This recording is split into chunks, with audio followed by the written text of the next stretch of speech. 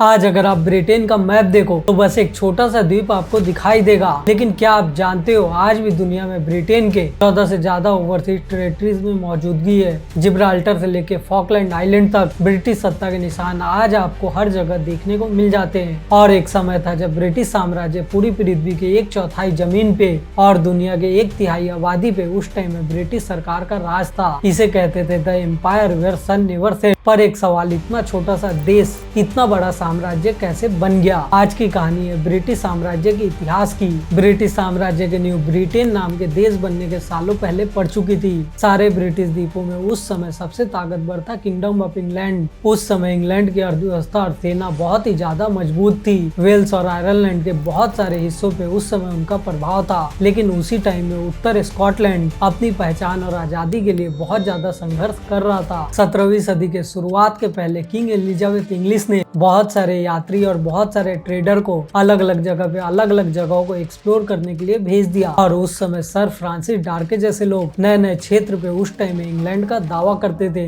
लेकिन जाहिर सी बात है, स्थायी बनावट बनाना उस टाइम में किसी भी राज्य में आसान नहीं था। नॉर्थ अमेरिका के रुआनको आइलैंड और 1585 वाली कॉलोनी रहस्यमयी तरीके से उस टाइम में गायब हो गई थी। इसी दौर में उस समय एक बहुत बड़ा कदम उठा ज्वाइंट स्टॉक वाली कंपनी बनाने का। रॉयल चार्टर मिला और बहुत सारी कंपनी उस टाइम में बनने लगी। और सबसे मशहूर ईस्ट इंडिया कंपनी 1600 ईस्वी में बनाई गई।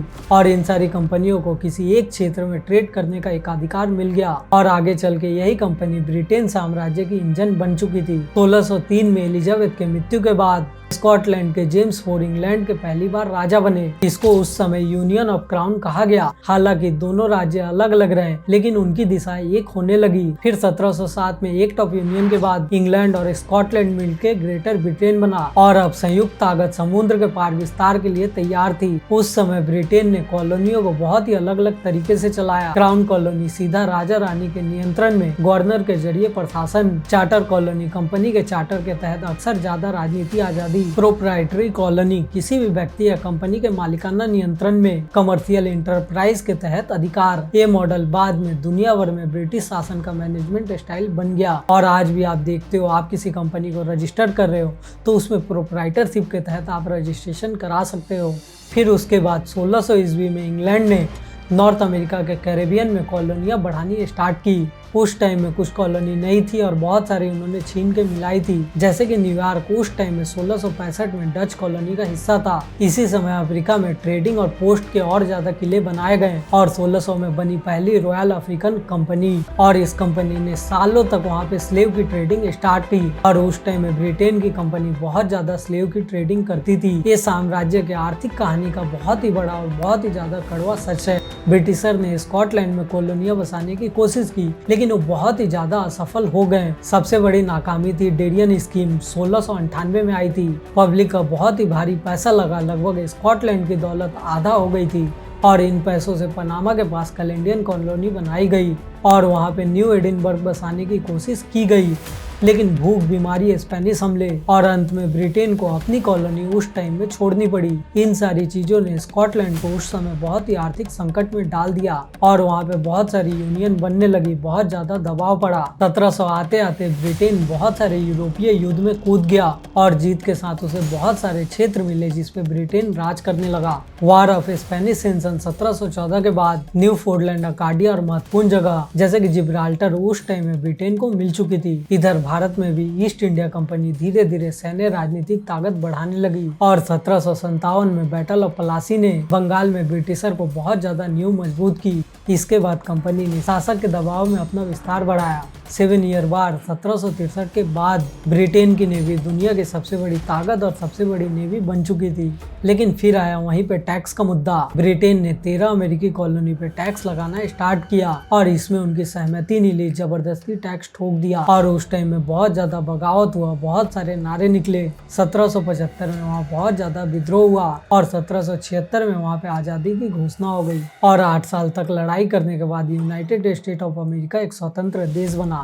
ये ब्रिटिश साम्राज्य की उस टाइम में सबसे बड़ी टूट थी। अमेरिका में नुकसान के बाद ब्रिटेन का फोकस पूरी तरीके से बदल गया। अब एशिया और पैसिफिक अफ्रीका पे वो कब्जा करना स्टार्ट करते हैं। कैप्टन जेम्स कुक ने न्यूजीलैंड और ऑस्ट्रेलिया के पूर्वी तट का मैप बनाया। 1788 में न्यू साउथ वेल में कैदी को भेज के वहाँ पे बसावट स्टार्ट की गई और उसे उस टाइम में पेनल कॉलोनी का नाम दिया गया। धीरे धीरे ब्रिटिश नॉर्थ अफ्रीका और पश्चिम की तरफ बढ़ने लगा। व्यापार खास तौर पे उस टाइम में फर की ट्रेडिंग बहुत ज्यादा करती थी। 1800 आते आते नेपोलियन उस टाइम में उभरने लगा और नेपोलियन ने डायरेक्ट उस टाइम में ब्रिटिश गवर्नमेंट को चुनौती दी। लेकिन 1805 में बैटल ऑफ ट्राफालगर और इसमें ब्रिटेन की बहुत ही भारी तरीके से जीत हो गई। हालांकि एडमिरल लॉर्ड नेल्सन की मृत्यु उसी लड़ाई में हो गई थी और ये ब्रिटिश गवर्नमेंट के लिए बहुत ही ज्यादा मायने रखते थे।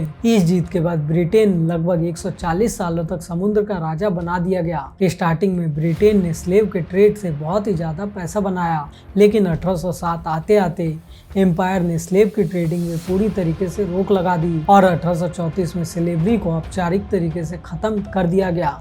1815 से 1914 को कई इतिहासकार ब्रिटेन को इंपीरियल सेंचुरी कहते हैं और इसी दौर में भारत में ज्वेलिन क्राउन बना। 1857 में सिपॉय रेबिलियन ने ईस्ट इंडिया की कमर पूरी तरीके से हिला दी। उसके बाद 1858 में कंपनी को भंग कर दिया गया और उस समय भारत में ब्रिटिश रूल आया और उस समय को भारत को ब्रिटिश राज्य कहा गया। 19वीं सदी में अफ्रीका में स्क्रैम्बल फॉर अफ्रीका स्टार्ट हुआ और 1869 में पहली बार स्वेज कनाल खुला। उस समय भारत और ब्रिटिश के व्यापार का सबसे मेन रास्ता यही था। 1882 में ब्रिटेन ने इजिप्ट पे पूरी तरह कब्जा किया और सेंट्रल एशिया में उस समय रूस से राजनीतिक मुकाबला चला और उस पीरियड को द ग्रेट गेम कहा गया। 1914 में वर्ल्ड वार स्टार्ट हुआ।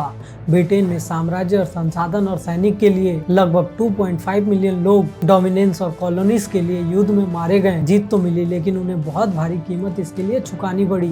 1921 तक साम्राज्य अपनी सबसे बड़ी सीमा पे पहुंच चुका था और उसी साल उस टाइम में आयरलैंड को आजादी मिल गई। 1939 आते आते सेकेंड वर्ल्ड वॉर के बाद ब्रिटेन बहुत ही आर्थिक तरीके से टूट चुका था। फिर 1940 से 1970 तक एक एक करके कई कॉलोनियां आजाद होती चली गई और उसे उस टाइम में विंड ऑफ चेंज कहा गया। फिर 1997 में हांगकांग को चीन को सौंपना कई लोगों के लिए साम्राज्य के अंत की सबसे बड़ी प्रतीक बन गई। बहुत लोग सोचते हैं कि ब्रिटिश साम्राज्य पूरी तरीके से खत्म हुआ, लेकिन साम्राज्य की संपत्ति की विस्तार आज भी दिखाई पड़ती है। आज भी इंग्लिश दुनिया की सबसे व्यापक भाषा है। कई देश आज के डेट में कॉमनवेल्थ के जरिए आज भी ब्रिटेन से जुड़े हुए हैं। आज का ब्रिटेन पूरी तरीके से खुद एक माइक्रोकॉस्मस है, जहां पूरी दुनिया भर के सांस्कृतिक समुदाय और इतिहास साथ रहते हैं। तो ये थी ब्रिटिश साम्राज्य की कहानी, विस्तार, व्यापार, युद्ध और अंत में कैसे ब्रिटेन साम्राज्य डूब गया। अगर आपको इतिहास रिलेटेड डॉक्यूमेंट्री पसंद है तो इस चैनल को सब्सक्राइब और इस वीडियो को लाइक जरूर करें और कमेंट में बताएं अगला वीडियो आपको कौन से टॉपिक में चाहिए। मिलते हैं आपसे आने वाले अगले वीडियो में, तब तक के लिए बाय और जय हिंद।